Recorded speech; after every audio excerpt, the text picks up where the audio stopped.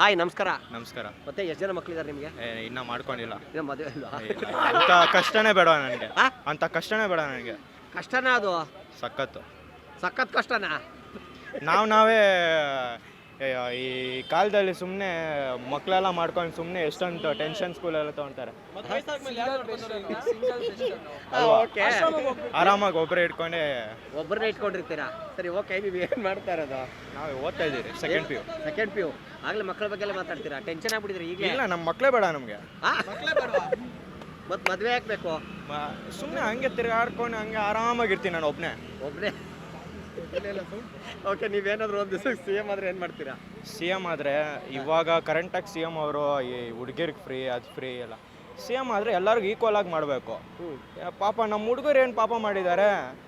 ಪಾಪ ನಮ್ಮ ಹುಡುಗರು ಒಂದು ಅಟ್ಲೀಸ್ಟ್ ಬಾರ್ ರೇಟು ಸ್ವಲ್ಪ ಎಣ್ಣೆ ರೇಟು ಹಂಗೆ ಸುಮ್ಮನೆ ಅಟ್ಲೀಸ್ಟ್ ಅದರಲ್ಲ ಡಿಸ್ಕೌಂಟ್ ಮಾಡಿ ಸ್ವಲ್ಪ ಕೊಟ್ಟರೆ ಏನೋ ಸ್ವಲ್ಪ ಹುಡುಗರು ಅನುಕೂಲ ಆಗುತ್ತೆ.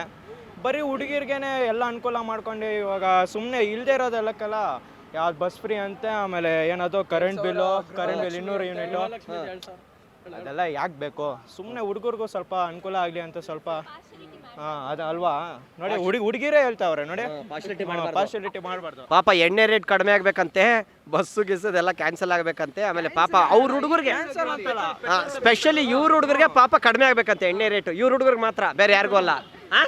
ಅಂತಾರ ನಿಮ್ಮ ಹುಡುಗರಿಗಷ್ಟೇ? ನಮ್ಮ ಹುಡುಗರು ಅಂದ್ರೆ ಏನು, ನಾವು ಕ್ಯಾಶುವಲ್ಸ್ ಎಲ್ಲರೂ ಎಲ್ರಿಗೂ.